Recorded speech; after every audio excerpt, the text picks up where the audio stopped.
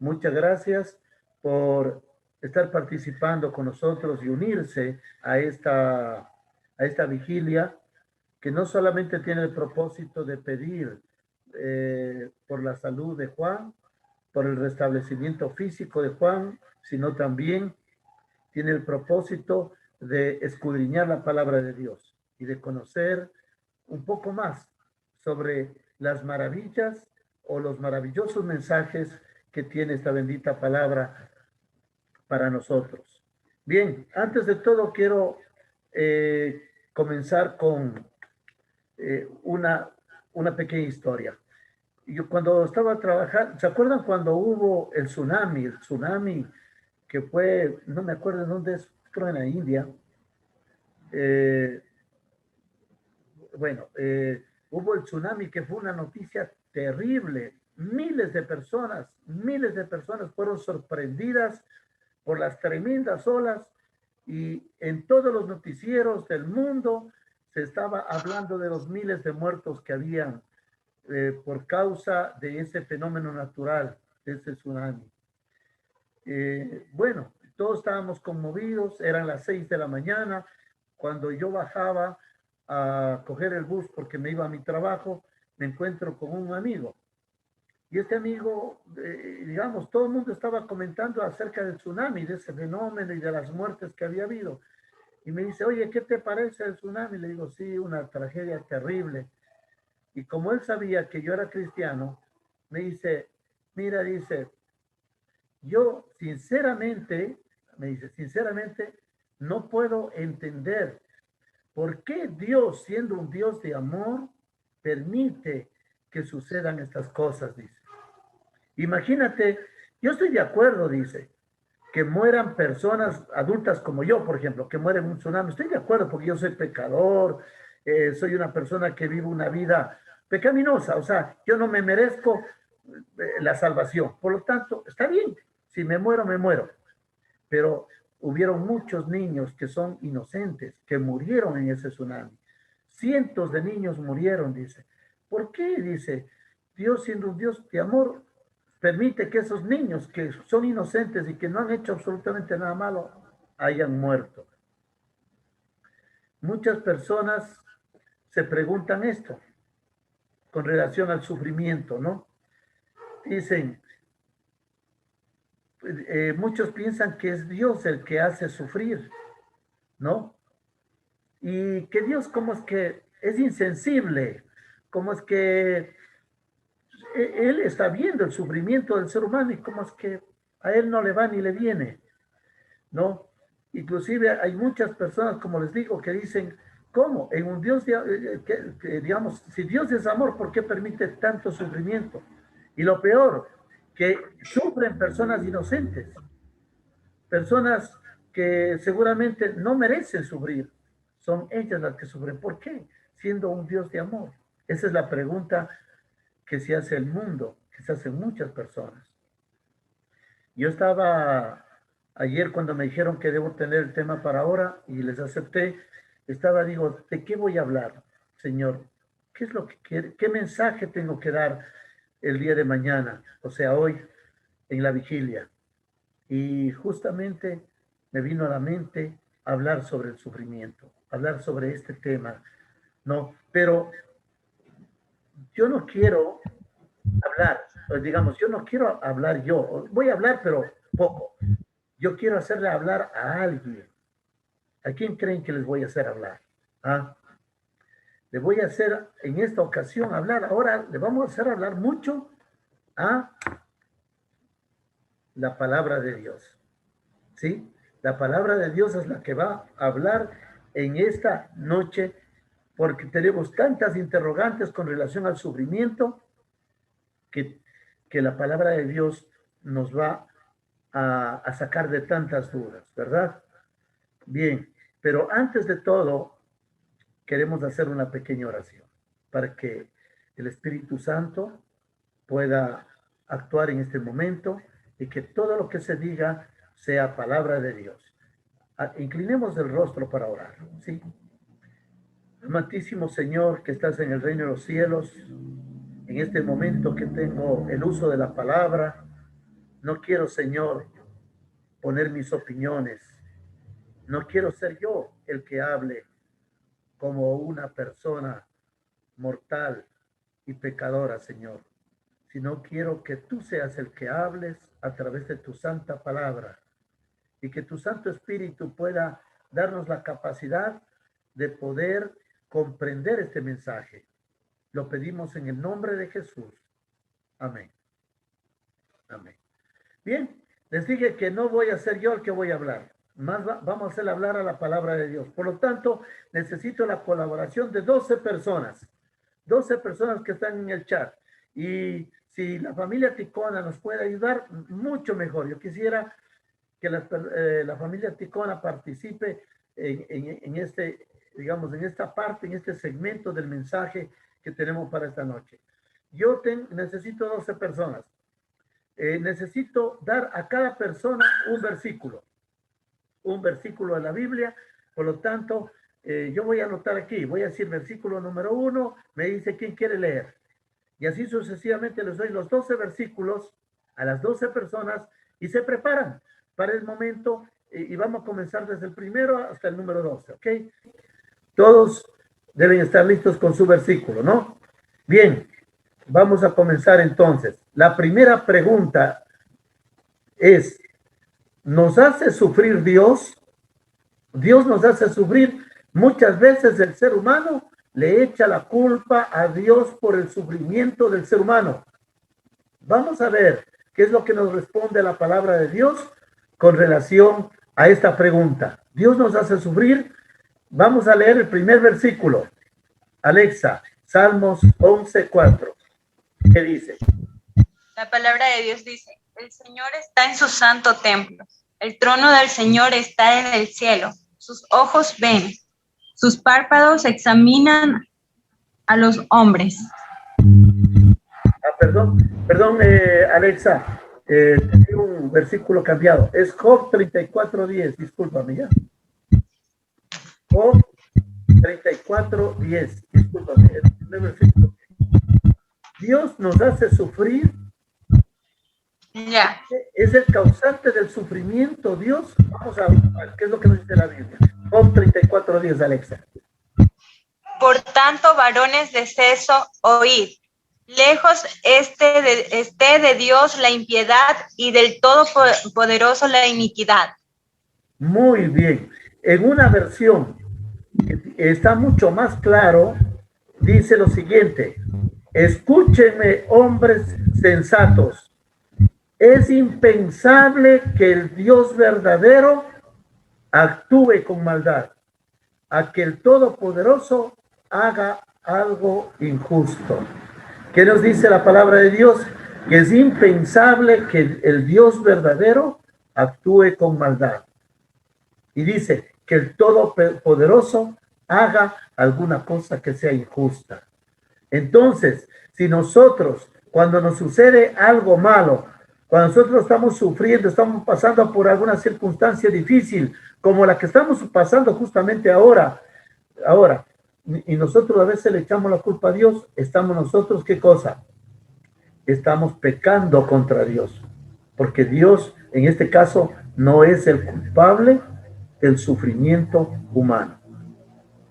Ya la palabra de Dios lo ha dicho. ¿Qué es lo que dice la gente? Algunas personas afirman, dicen, miren, usan inclusive la Biblia, dicen, no, que ni una hoja se mueve sin el consentimiento de Dios. Y eso es verdad, porque la palabra de Dios dice que ni una hoja se mueve sin el consentimiento de Dios. Pero muchos dicen, por lo tanto, si viene un sufrimiento, si viene una tragedia en nuestra vida, es porque Dios está provocando ese sufrimiento. Porque ninguna hoja se mueve sin el consentimiento de Dios. Y miren, ¿de qué manera trabaja Satanás para hacernos pensar, inclusive usando la Biblia, tergiversar? Y le comenzamos a culpar a Dios por el sufrimiento del ser humano. ¿Verdad? Pero nosotros ya acabamos de leer en la palabra de Dios, ¿qué es lo que dice? Es impensable que el Dios verdadero actúe con maldad. Dios no es culpable del sufrimiento del ser humano. ¿Qué dice la Biblia? Vamos a ver qué es lo que dice la Biblia y vamos a leer el segundo versículo, Santiago 1:13. A ver, Santiago 1:13, ¿quién tiene? Majito.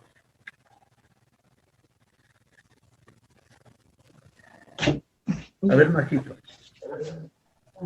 Santiago 1:13 dice: Santiago 1. Cuando alguno es tentado, no diga que es tentado de parte de Dios, porque Dios no puede ser tentado por el mal, ni él tienta a nadie. Bien, miren, yo he usado una versión que es Biblia de las Américas, que es una versión con un castellano que dice lo mismo, pero en cambio el lenguaje es mucho más claro, ¿no? Bien, ¿qué dice Santiago 1:13? Exactamente lo que leyó Majito, pero de esta manera en esta versión dice, que nadie diga durante una prueba, Dios me está probando. Imagínense, que nadie diga durante una prueba, Dios me está probando, porque con cosas malas nadie puede probar a Dios, ni Él prueba a nadie con cosas malas. Miren lo que dice la palabra de Dios, ¿sí? Que nadie diga durante una prueba, Dios me está probando, ¿sí? La Biblia habla con toda claridad que Dios no hace sufrir a nadie. Por esa razón, cuando atravesamos por situaciones difíciles, es un error decir, Dios me está probando. Como decir, Dios me está castigando. Dios no castiga a nadie. Dios es un Dios de amor. El amor de Dios es tan infinito, tan inmenso, que nuestra mente finita, nuestra mente humana, jamás va a entender la verdadera dimensión del amor de Dios. El carácter de Dios es el amor. Por lo tanto, en Él no puede haber esa complacencia, no se puede complacer por el dolor, por el sufrimiento de los seres humanos, ¿sí?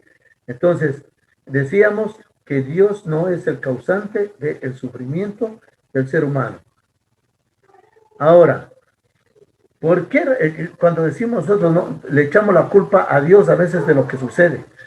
Entonces no debemos, estamos entendiendo que nosotros no debemos de echarle la culpa a Dios. Yo me pongo a preguntar, les pregunto, si Dios no es el culpable del sufrimiento, entonces ¿quién es el responsable? Debe haber un culpable, pues debe haber alguien que influye para que el ser humano sufra, ¿verdad? ¿Quién es el responsable del sufrimiento entonces? ¿Ah? Vamos entonces en este momento a leer el siguiente versículo, Eclesiastés 8:9, Yomar. Vamos a ver. Sí, Eclesiastés 8:9 dice así: todo esto he visto y he puesto mi corazón en todo lo que debajo del sol se hace. Hay tiempo en que el hombre se enseñorea del hombre para mal suyo. Bien, dice, vi todo eso y me puse a reflexionar. ¿Quién está viendo aquí? Aquí es el profeta que dice, yo vi y me puse a reflexionar en todas las actividades que se han realizado bajo el sol. Quiere decir que todas las actividades que se han realizado en la tierra, ¿no? Dice, todo el tiempo que el hombre, dice, ha dominado al hombre para su propio mal. Queridos hermanos, aquí el profeta está echándole la culpa de muchos males al ser humano. Ustedes han escuchado esa expresión que dice que el hombre es lobo del hombre. ¿Se han escuchado, verdad? ¿Qué significa? Que el hombre es causante de su propia desgracia.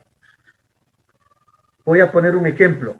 ¿Quién cree que es responsable de que la naturaleza se rebele contra el hombre? ¿Quién es responsable? El hombre. Porque es el hombre que contamina la naturaleza. Es el hombre que atenta contra el ecosistema. Entonces hay las alteraciones de la naturaleza. Justamente se producen fenómenos atmosféricos terribles para el ser humano. ¿Por qué? Porque el hombre ha permitido que haya un desequilibrio de la naturaleza, del ecosistema, porque lo ha envenenado el ecosistema. ¿Se están dándose cuenta? Miren, por ejemplo, el hombre, cuando usted está quemando algo, cuando usted quema el humo, la llama, el fuego, comienza a consumir ¿qué cosa? El ozono, que tiene el oxígeno. Y como existe, digamos, una cantidad de personas que hacen fuego, que usan desodorante, hasta el desodorante mata el ozono, las guerras nucleares, las bombas que se botan en las guerras, todo eso va dañando el ozono.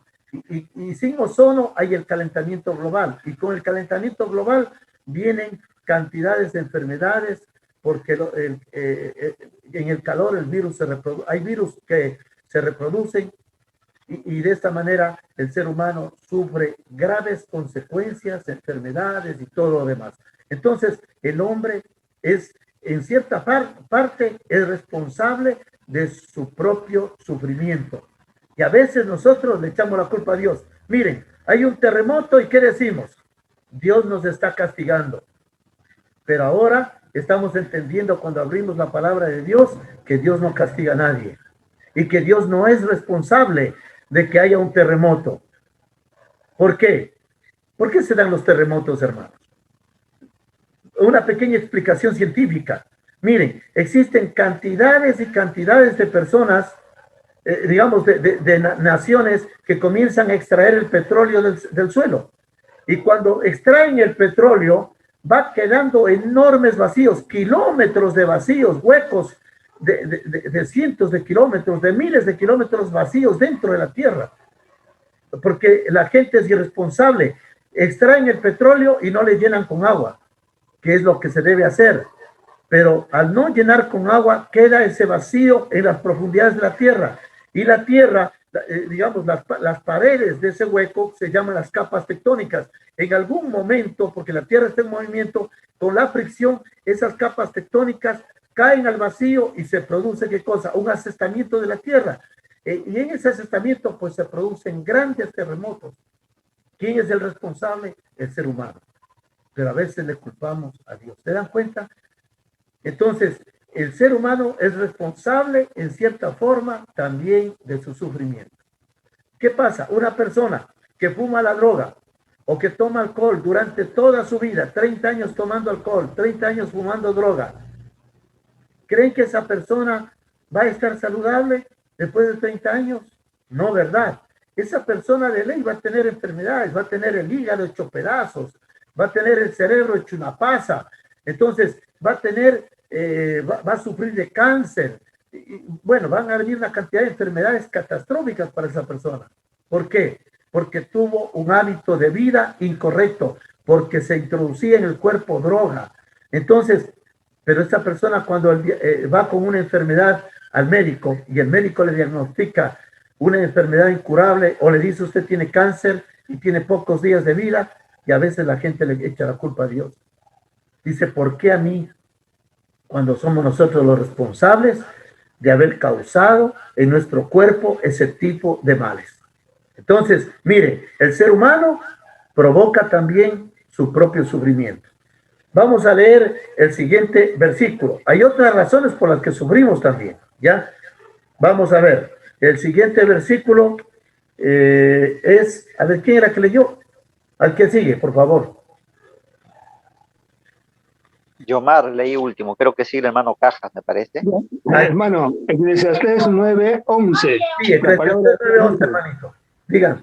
La palabra de Dios dice, me volví y vi debajo del sol, que ni de los ligeros la carrera, ni la guerra de los fuertes, ni aun de los sabios el pan, ni de los prudentes las riquezas, ni de los elocuentes el favor, sino que tiempo y ocasión acontecen a todos. La palabra de Dios. Muy bien. Yo voy a leerle en mi versión que está un poco más clara, ¿no? Dice, Eclesiastés 9:11, y algo más he visto bajo el sol, que los veloces no siempre ganan la carrera.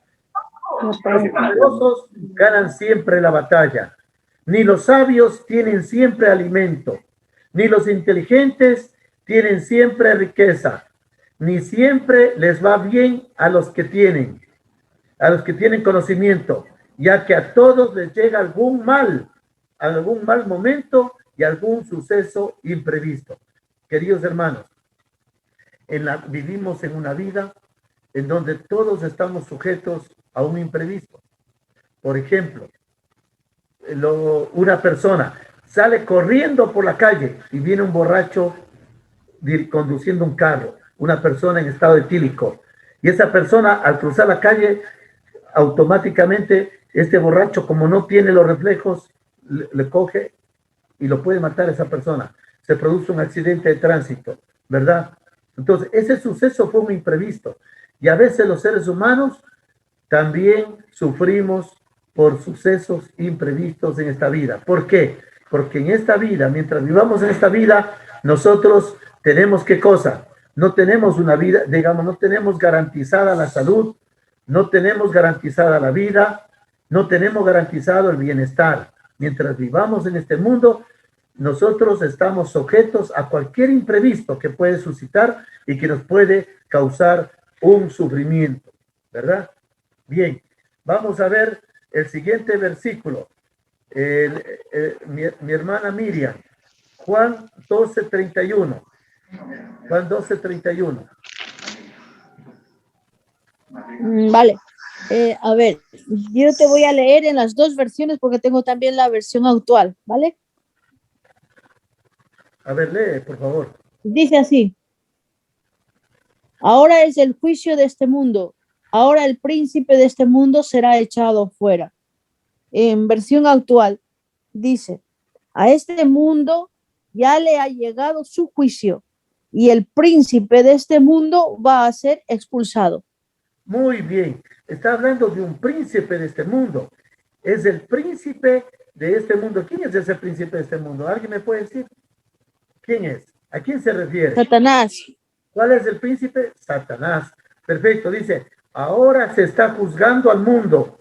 Ahora el gobernante de este mundo será echado fuera, ¿verdad? Entonces, miren, Satanás es el príncipe de este mundo y él es el causante también de que el ser humano tenga el sufrimiento que existe aquí en esta tierra. Dígame, ¿por qué el hombre sufre? El hombre comenzó a sufrir desde el momento en que entró el pecado en esta tierra. ¿Quién fue el que permitió que el pecado entre en esta tierra? ¿Quién fue? Satanás, porque él engañó a nuestros primeros padres, ¿sí? En el huerto del Edén. Él, con engaños, les hizo transgredir una orden que Dios les dio. Dios le dijo, no debes comer del fruto de este árbol, porque el día en que comas ciertamente vas a morir. Pero ¿qué hizo Eva? Eva se dejó seducir, no por una culebra, sino por Satanás en forma de culebra, en forma de una serpiente, se dejó seducir y le engañó, y comió, y pecó. Y gracias a esa transgresión, el ser humano heredó ¿qué cosa? El pecado. ¿Y qué dice la palabra de Dios que es el pecado? Dice que el pecado, la paga del pecado es ¿qué? Es muerte. ¿Qué es el pecado? La transgresión de la ley. El que transgrede la ley peca. Y la ley y el que peca automáticamente tiene la muerte. Por eso que todos los seres humanos heredamos un cuerpo pecaminoso y al heredar un cuerpo pecaminoso heredamos la muerte. Y todos vamos a sufrir la muerte. Y sufrimos en algún momento la pérdida de un ser querido. Es el dolor más grande que nos puede suscitar. Pero el sufrimiento lo provoca ¿quién? Satanás, el príncipe de este mundo. Vamos a leer otro versículo para reforzar un poco más este concepto, ¿no? De que Satanás es el causante del sufrimiento en este mundo. Vamos a leer a Aide. Aide nos va a leer en 1 Juan 5:19. A ver, 1 Juan 5:19 dice, sabemos que somos de Dios y el mundo entero está bajo el maligno. Miren, este versículo es mucho más claro todavía. Dice, sabemos que nosotros provenimos de Dios. Es decir, que cada uno de nosotros somos hechos, somos criaturas de Dios, hechos a imagen y semejanza de Dios. Imagínense. Yo cuando le veo a mi chiquita, a Marian, Cuando le veo, yo le dije a mi hija un día, no le debían poner María, le debían poner el nombre Juanita, porque se parece tanto al papá, ¿verdad? Se parece tanto al padre, que digo, deberían haberle puesto Juanita y nos reíamos, ¿no? Miren, Marian ha heredado características fisiológicas de su padre, porque tiene genes de su padre. Dios también, como nosotros como criaturas que provenimos de Dios, Dios exactamente nos hizo igual a Él, a su imagen. Imagínense el amor tan grande de Dios. Y sin embargo, ¿qué dice? Somos criaturas hechas de Dios. Pero ¿qué dice acá? Pero el mundo entero está bajo el poder ¿de quién? Del maligno.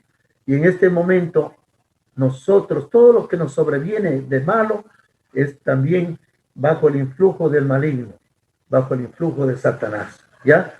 Por lo tanto, es Satanás el que nos hace sufrir y no Dios. O sea, quitémonos de la idea de que Dios nos castiga, de que Dios es un verdugo, de que Dios es el causante del sufrimiento del ser humano. Nunca más digamos eso, porque a la luz de la palabra de Dios estamos entendiendo quién es el verdadero responsable del sufrimiento y la tragedia del ser humano, ¿ya? Ahora, tenemos una pregunta. ¿Le importa a Dios vernos sufrir? ¿Qué dicen ustedes? ¿Le importará a Dios vernos sufrir? Porque Él ve todo. Inclusive en este momento Dios está en este lugar, está en cada uno de estos sitios. Nosotros estamos en Ecuador y Dios está aquí en este momento. Ustedes están en Perú y Dios está allí. Dios está en todos los lugares, en todos los sitios. Está en España, donde está mi ñaña. Está en Italia, donde están mis hijas. Está en todo lugar, porque Dios es omnipresente. Entonces, miren, Dios está mirando el sufrimiento nuestro. Dios se está percatando de que estamos sufriendo, de que estamos llorando, de que estamos lamentándonos, de que tenemos un terrible dolor en nuestro corazón por esta tragedia. Pero la pregunta es, ¿le importa realmente a Dios de nuestro sufrimiento? Vamos a ver que nos responda la palabra de Dios, ¿sí? Que nos responda la Biblia. El siguiente versículo. Vamos a ver, Yerel. Isaías 63:9. Geraldine, hermano. Geraldine. Leo. Ya, sí. Ya. En toda angustia de ellos, él fue angustiado, y el ángel de su presencia los salvó. En su amor y en su clemencia los redimió, los levantó y los llevó todos los días del ciclo. Miren, nos está aquí la palabra de Dios dándonos a conocer que Dios se preocupa del sufrimiento de sus hijos. Por eso dice, durante todas las angustias, ¿quién? Él también estuvo angustiado. ¿Quién estuvo angustiado? Dios. Hermanos, no crean que cuando nosotros lloramos por Juan, porque sí nos vienen momentos en que gritamos y clamamos a Dios con lágrimas en nuestros ojos. El momento que nosotros sentimos esa angustia en nuestro corazón, Dios también está angustiado. Eso nos dice la palabra de Dios. Y su propio mensajero personal lo salvó, dice. Dios tiene mensajeros. ¿Cuáles son los mensajeros que están en esta tierra? La palabra de Dios nos dice que Dios manda mensajeros, que son los ángeles. Los santos ángeles de Dios están justo junto a nosotros. ¿Para qué? Para cubrirnos con su manto de misericordia, la misericordia de Dios, y lógicamente para fortalecernos, ¿verdad? Y dice, en su amor y su compasión, Él nos recompró. ¿Quién es el que nos recompró? Jesús. Él nos compró en la cruz del Calvario con su bendita sangre, porque nosotros éramos perdidos. Nosotros teníamos ya ganada automáticamente la perdición eterna, pero gracias a la muerte de Jesucristo en la cruz del Calvario, gracias a su bendita sangre, los hombres ahora podemos ser salvos, Y dice, y los levantó y los sostuvo todos los días de los tiempos pasados. Así como Jesús sostuvo al pueblo de Israel en los momentos de angustia, sostuvo a sus profetas, a sus patriarcas en los momentos de sufrimiento, sigue haciéndolo igual ahora.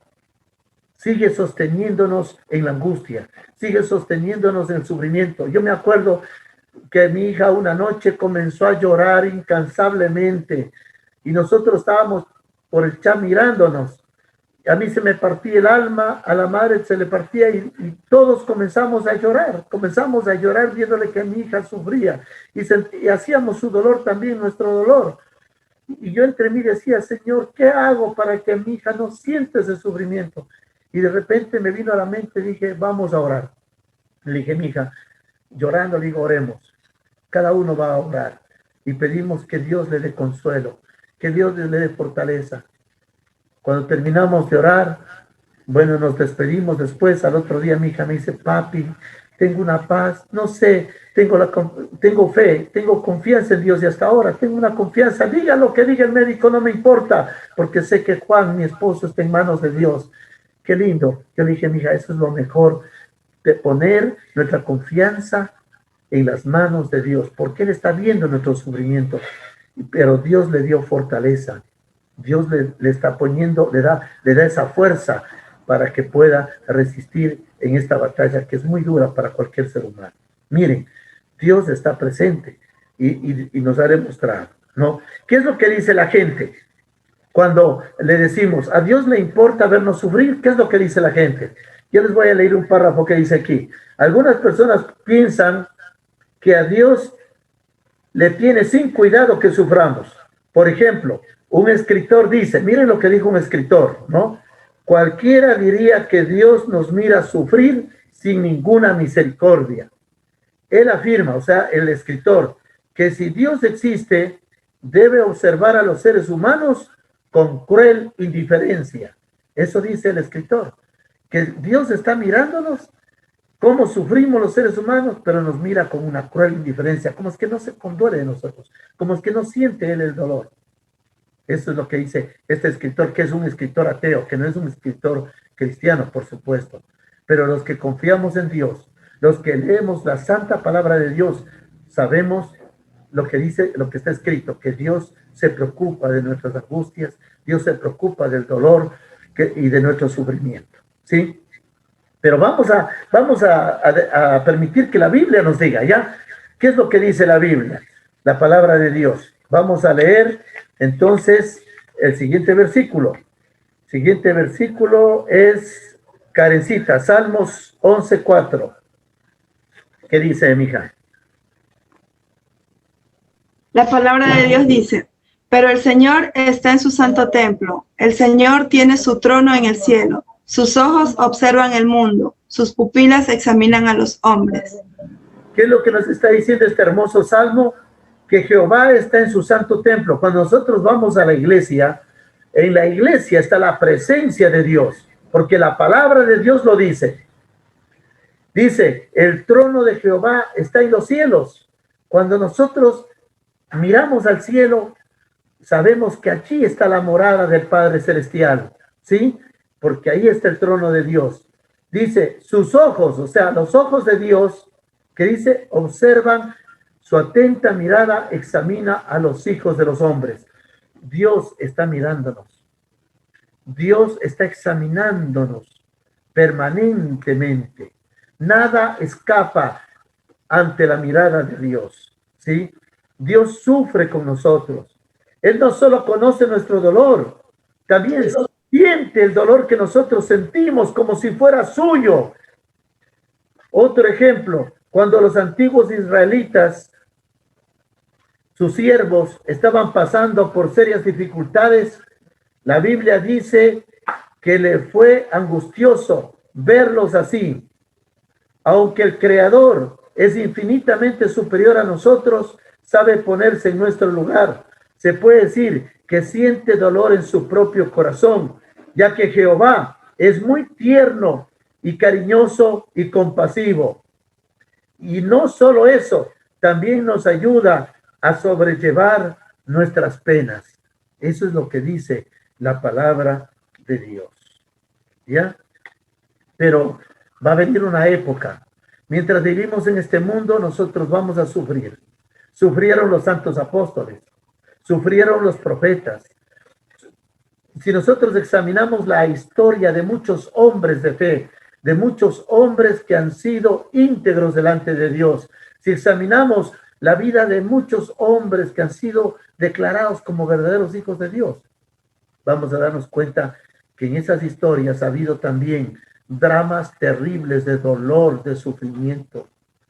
Y lo mismo está sucediendo con nosotros. Aunque seamos hijos de Dios, aunque somos hijos de Dios, mientras estemos en esta vida, vamos a padecer sufrimientos, vamos a padecer del dolor, de la tragedia que hay en este mundo. Pero hay una esperanza bendita, ¿sí? ¿Cuál es la esperanza? Vamos a ver Apocalipsis 21:4. ¿A quién le corresponde leer Apocalipsis 21? A ver, no, perdón, vamos a leer Salmos 31:7. Miller Ticona, por favor. Miller Ticona.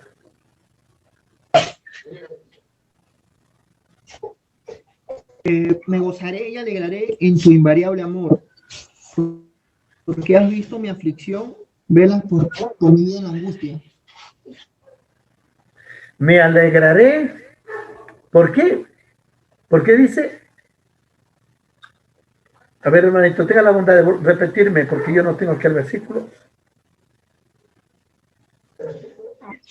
Fuerte. Sí. Me gozaré y alegraré en tu invariable amor, porque has visto mi aflicción, velas por mi vida en angustia. ¿Quién es el que está escribiendo este pasaje? Es David. David es el profeta David el que está escribiendo esto, ¿no? Dice, me alegraré, seré feliz en el amor de Dios.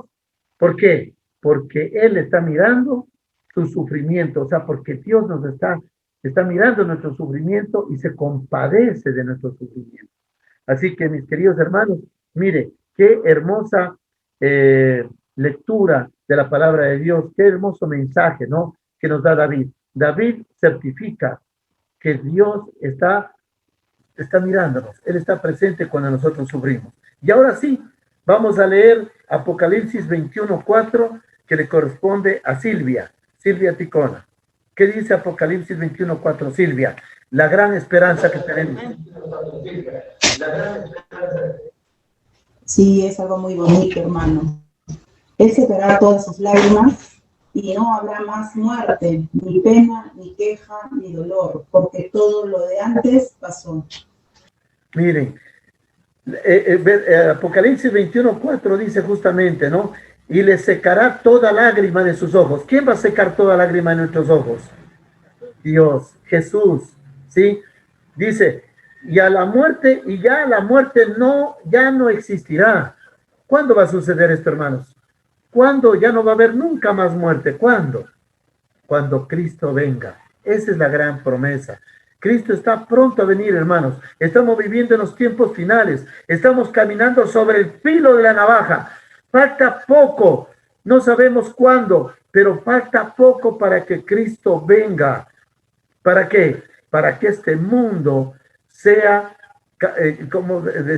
sea transformado completamente y ya no exista más muerte, ya no exista más pecado, ¿no es cierto? Entonces eso dice, no habrá más tristeza, no habrá llanto, no habrá dolor, y las cosas anteriores, o sea, las cosas que hemos tenido que sufrir, dice, han desaparecido. O sea, cuando Cristo venga y nosotros vivamos con Él en el reino de los cielos, viviremos eternamente, no tendremos ni siquiera memoria de las cosas malas que vivimos en este mundo, ¿no? Muy bien, vamos a seguir leyendo. Aquí hay una pregunta. ¿Y qué pasará con las personas que han fallecido? ¿Qué va a suceder con las personas que han fallecido? Vamos a ver en Juan 5, 28 al 29. Juan, va a leer Johnson, Ticona. Juan 5, versículo 28 y 29. A ver, Johnson, léanos, por favor.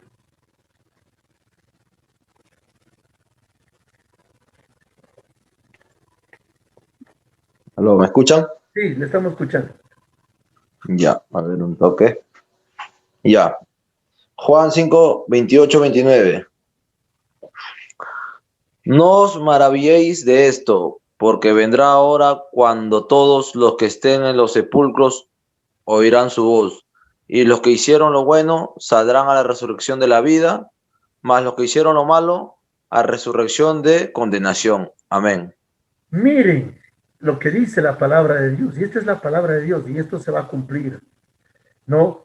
Que dice, no se asombren de esto, porque viene la hora en que todos los que están en sus tumbas, ¿qué va a pasar? Dice, oirán su voz. ¿La voz de quién? La voz de Dios, la voz de Jesús, y saldrán. Quiere decir que las tumbas se abrirán y los muertos van a resucitar. Dice, van a resucitar. Los que han hecho cosas buenas, ¿qué va a suceder? Van a resucitar para la vida eterna, para recibir el premio que Jesús le va a dar, la corona de vida, ¿sí? Y dice, y los que han hecho cosas malas, ¿qué va a suceder con ellos?